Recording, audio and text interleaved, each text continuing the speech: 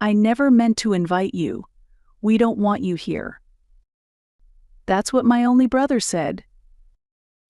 My only brother's wedding. The once-in-a-lifetime family event. And I learned I was excluded. My name is Samantha. For some reason, I was often the only one left out of family gatherings.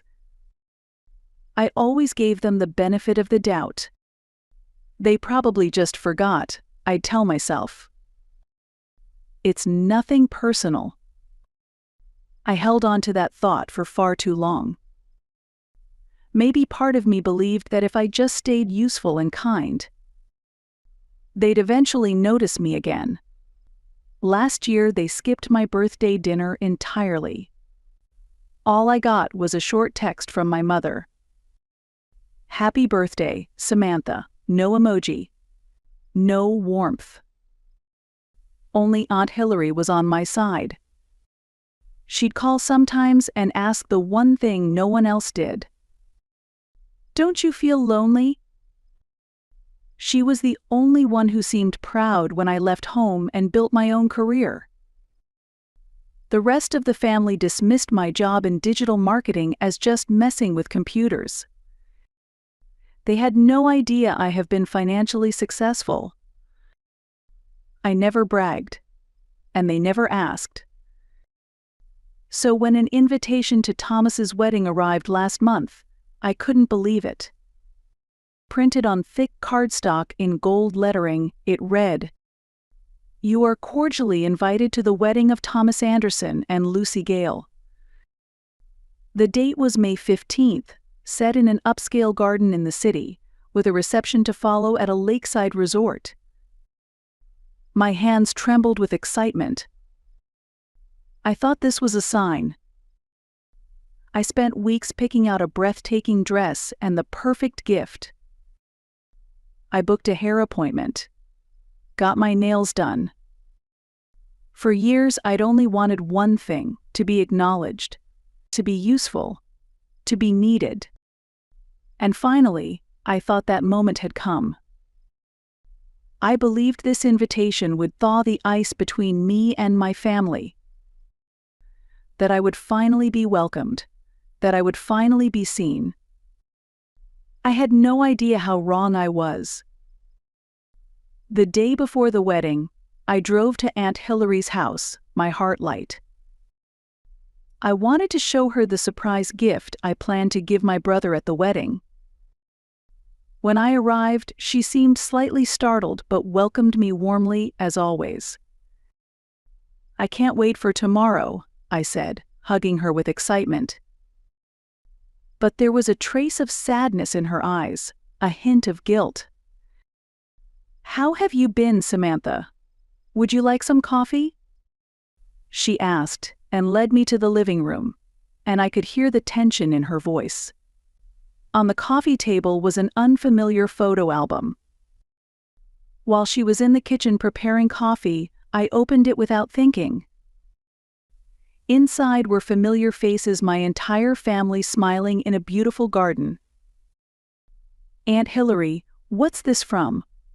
I asked as she came back with a coffee tray. I noticed her hands were trembling slightly. "Oh, Thomas's wedding. Last weekend," she faltered. "Samantha, I wanted to tell you. I tried to call, but I couldn't find the courage." My heart stopped. "The wedding?" She sat beside me and took my hand. "You thought it was tomorrow, didn't you?" I couldn't believe what they did either, giving you the wrong date on purpose. I protested. "I told Thomas and your parents this was cruel." My voice trembled. "But I got the invitation. I've been preparing." Anger flared in Hillary's eyes. "They excluded you intentionally. I almost didn't go because of it. But in the end, I went. And thinking of you, I feel so deeply sorry." I picked up the album again and flipped through the pages. Everyone was there. A gorgeous garden ceremony. Fairy lights. Champagne glasses. Everyone dressed to the nines. Even distant relatives I hadn't seen in years were there. There were vows, speeches, dancing, and group photos. This wasn't some small private event. This was a real wedding.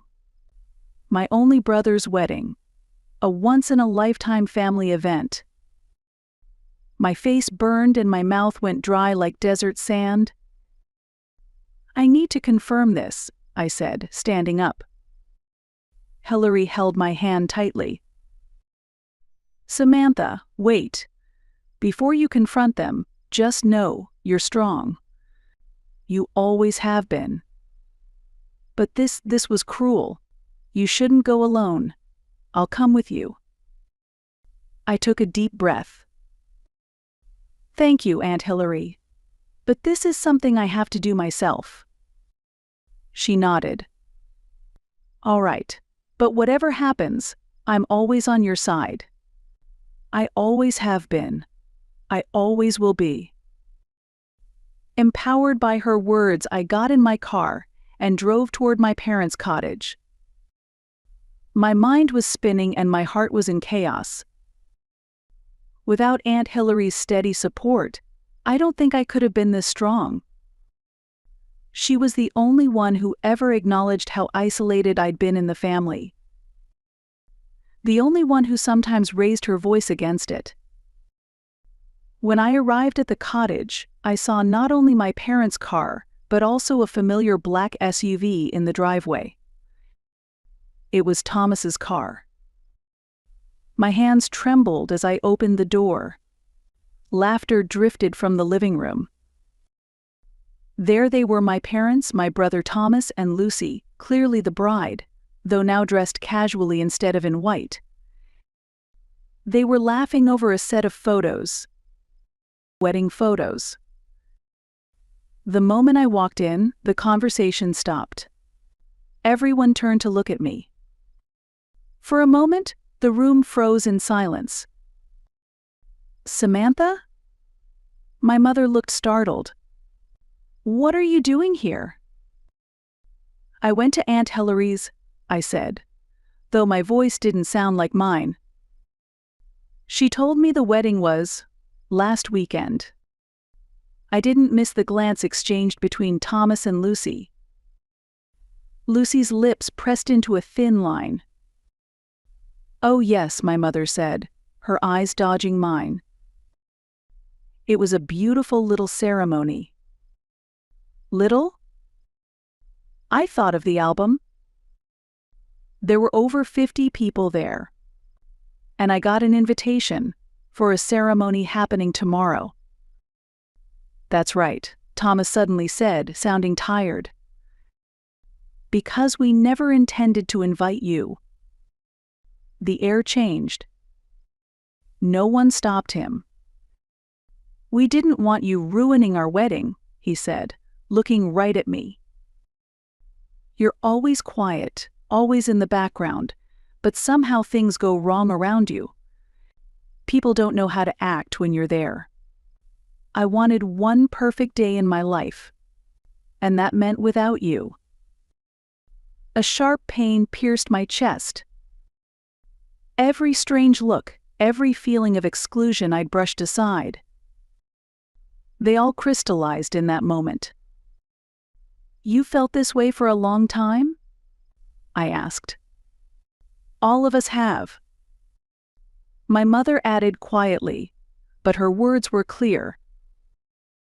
"To be honest, Samantha, you've always been extra. Like a ghost that leaves no trace, but still needs looking after at family events. We just—" "Samantha, they don't mean it like that," my father cut in, rushing. "We just wanted to keep the wedding small." My mother spoke over him, calm and cold. "You're disrupting the peace we've spent years building in this family."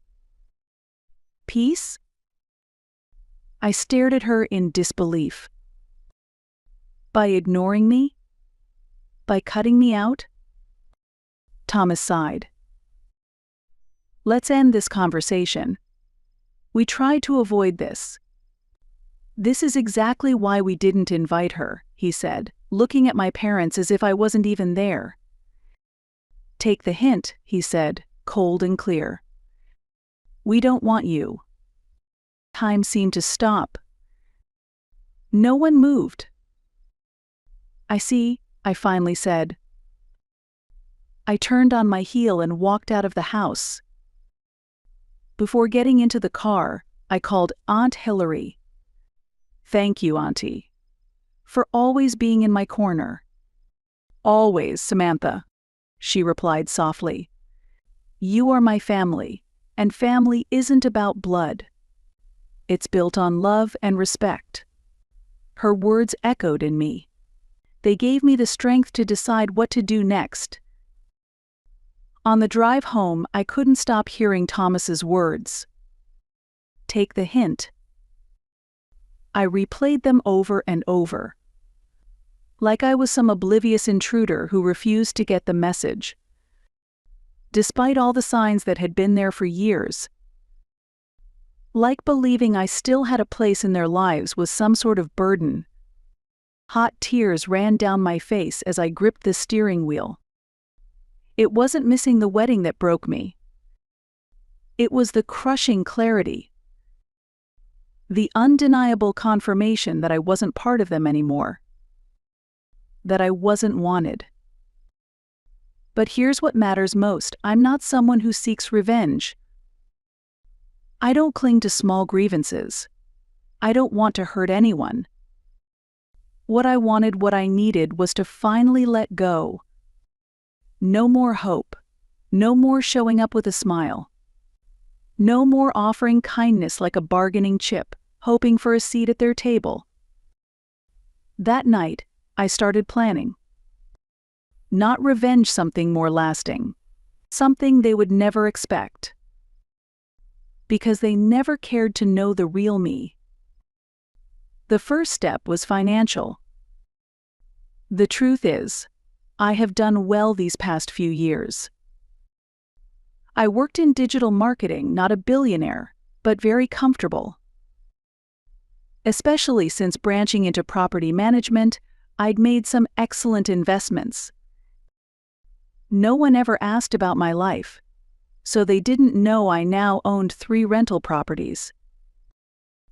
They didn't know I had been quietly covering my parents' expenses through anonymous grants from my LLC, the roof repairs, the plumbing issues, even the property taxes. I never needed recognition. I just wanted to support them because they were my parents. The next day, I contacted Susan Wang, my attorney. She's the sharp woman who handles my real estate investments.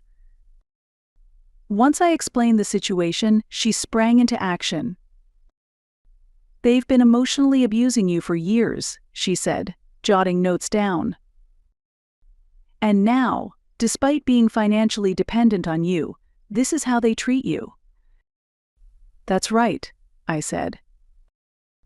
I don't think they even realize how much I've supported their lives. But honestly, I don't want to keep doing it. I need to protect myself. Susan nodded. We can file for a restraining order. If there's evidence of emotional abuse and harassment, the court will likely grant it. Over the next few days, I gathered everything. Records of ignored invitations, screenshots from group chats, the wedding photos, and the most damning piece, the invitation to a wedding that had already happened a week before. A month later, the court approved a temporary restraining order. With Susan's help, I served legal documents to every family member. It prohibited them from coming near me physically and restricted all online contact. And one more thing. I signed papers formally ending my financial assistance for their home repairs. I froze the account. The first call came from my mother. Samantha, what is this? She cried. We're your family. Not anymore, I answered quietly. You've made it clear for years that I wasn't part of this family. Now I'm just formalizing it. This is ridiculous, she said. We were just. Just what? I asked. Pretending I didn't exist? Erasing me? That's how you treat family? After a pause, she whispered. Is this about money? You're mad because we needed your help? I didn't even know you were paying for the repairs until I saw the notice. Those words chilled me. That's exactly the problem. You never understood. And I hung up. Then came the flood of angry messages from Thomas, threatening to take me to court, calling me crazy, blaming me for our parents' financial struggles. But the most surprising response came from my father. He reached out to my lawyer and sent me a formal letter, the only method allowed under the restrictions. Samantha, he wrote, I watched in silence as you were pushed out of the family. My cowardice led us here. If legal action is what it takes, maybe it's what we deserve. I just want you to know I'm sorry. If I had been a better father, this might not have happened. Reading his letter, I felt a flicker of pity. But the pain was still fresh. The wounds were still deep. The restraining order remained in place. Susan handled their continued questions about finances. Eventually, they understood this wasn't a bluff. I was no longer part of their lives, and I was ready to face the consequences of their careless words and actions. But this was only the beginning. A few days after the restraining order was issued, I was finally ready to take the hardest step. That day, Susan called me. Samantha, about your parents' cottage. It's ready. Legally, it's yours.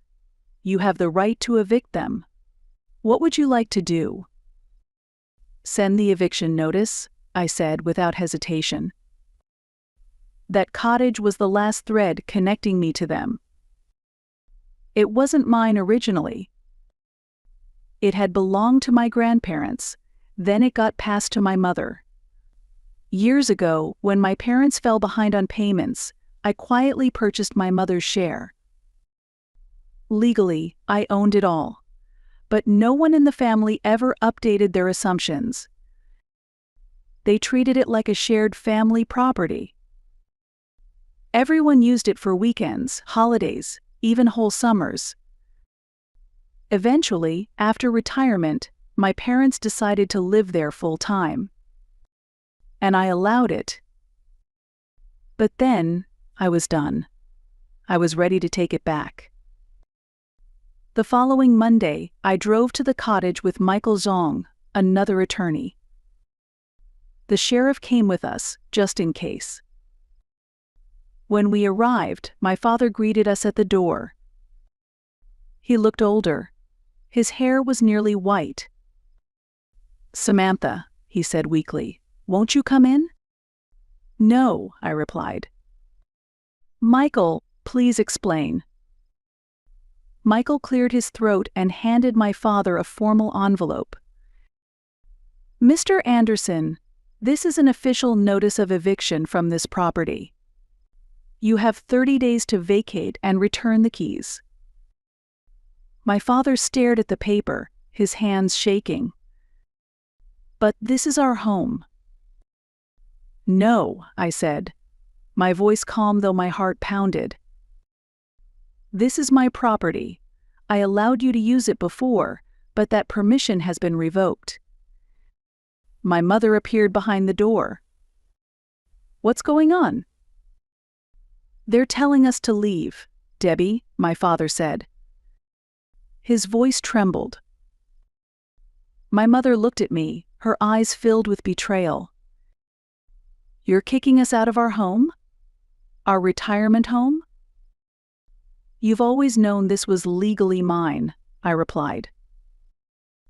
You've continued to take advantage of my kindness. We have nowhere to go, she said. You can live with Thomas, I answered. He made it very clear a few months ago that I wasn't family. My father lowered his head. He was wrong. We all were. It's too late, I said. In 30 days, if you're not prepared to move out, your remaining belongings will be removed and the locks changed. We're your parents. Why are you doing this? Her voice was shaky with confusion. Because as you said, I got the hint. As I turned to leave, my father grabbed my arm. We're truly sorry, Samantha, he said, eyes welling with tears. Can't you give us one more chance? I gently pulled my arm away. You had years, you had countless chances. And I'll say it again, it's too late. That day, as I left the cottage, I felt something heavy lift from my shoulders. I no longer needed their approval. I no longer needed them to define my worth. 30 days later, they left quietly. The cottage was sold. I began a new chapter. About 3 months after evicting my parents, it happened. It was a September day, touched with the first hint of autumn. I got a call from reception at my office. Samantha, there's someone here to see you. They said their name is Anderson. My chest tightened. The restraining order was still in place, but as long as they remained in the lobby of the office building, they weren't technically violating it. I took a deep breath. I'll be down in 5 minutes. When I got to the lobby, I saw them. My parents looked older, especially my father. His shoulders were hunched. New deep lines had carved into my mother's face. They wore cheap clothes. I noticed a hole in one of my father's shoes. Samantha, my mother said, her voice soft and trembling. She took a step forward, but I instinctively stepped back. What are you doing here? I asked, keeping my voice as steady as I could. The restraining order is still valid. We know, my father said. But we needed to talk. Go through my lawyer, I said. We can't afford one, he replied. His voice was small, wounded. Samantha, we've lost everything. I looked more closely. My mother's wedding ring was gone. The heirloom watch my father had inherited from his father was missing. Had they pawned them? After we left the cottage, we rented an apartment, my father continued. But the rent was too high. Then the car broke down. We couldn't afford the repairs. My savings ran out. He trailed off. We tried staying with Thomas, my mother said. But things with him and Lucy, they're not doing well. They have problems of their own. We're living in a motel now, my father added. We can afford maybe 1 more week. After that, we don't know. Tears welled in my mother's eyes. Samantha, I know you'll help. You've always been a good girl.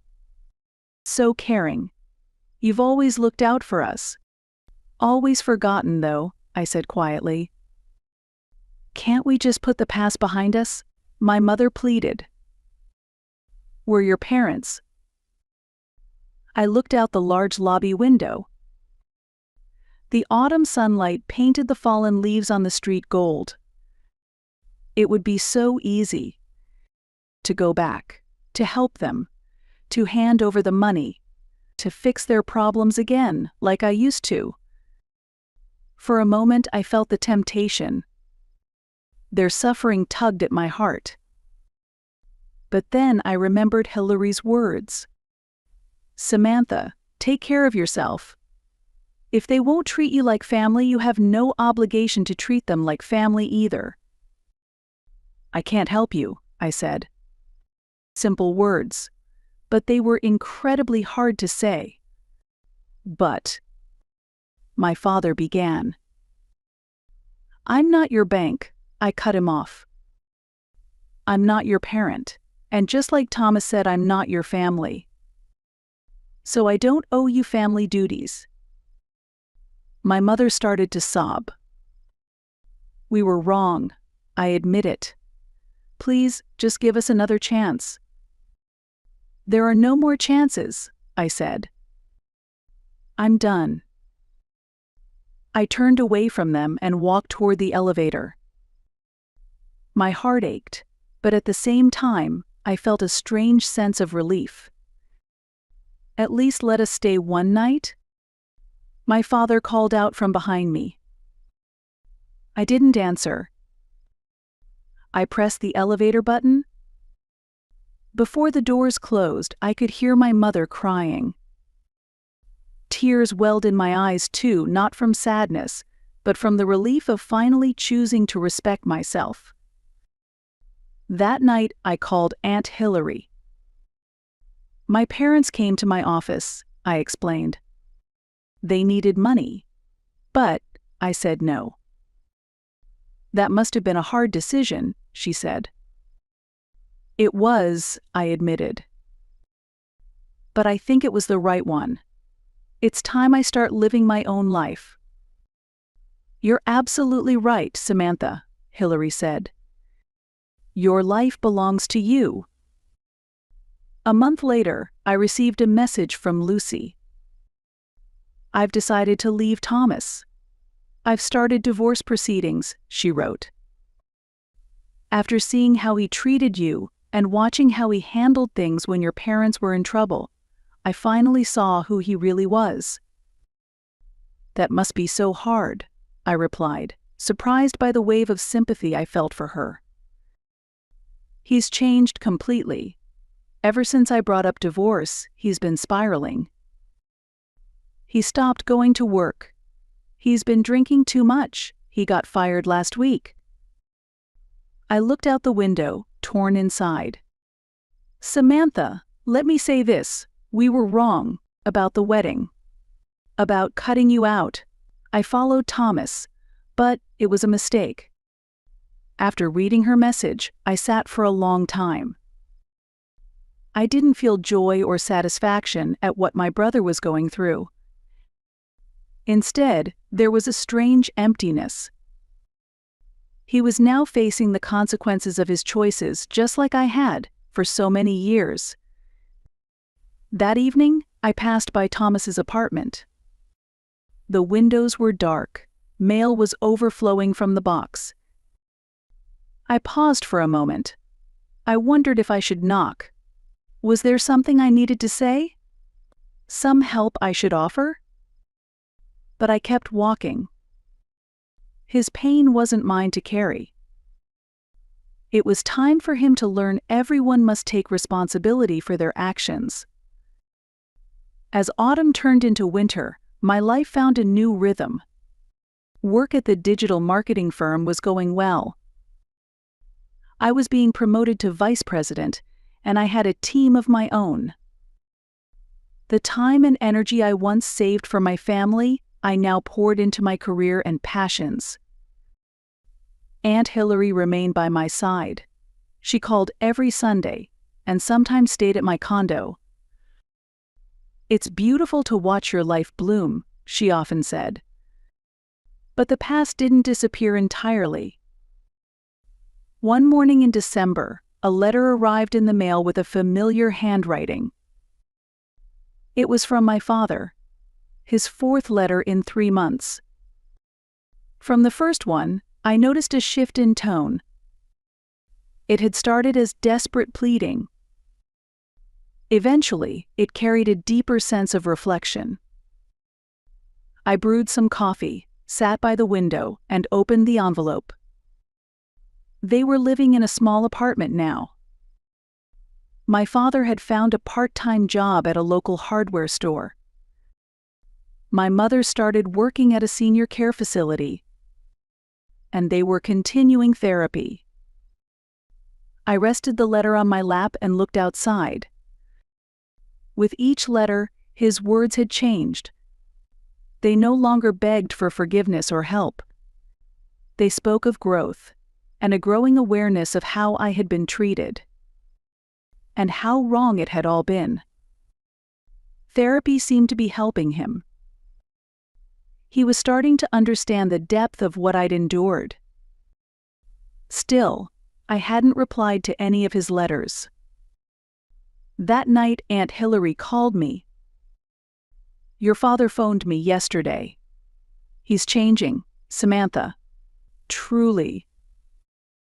"I believe that," I said. "But it's still too soon for reconciliation." "Of course," she replied. "Everything has its season. Right now, this is your season. You get to decide whether they have a place in your life again."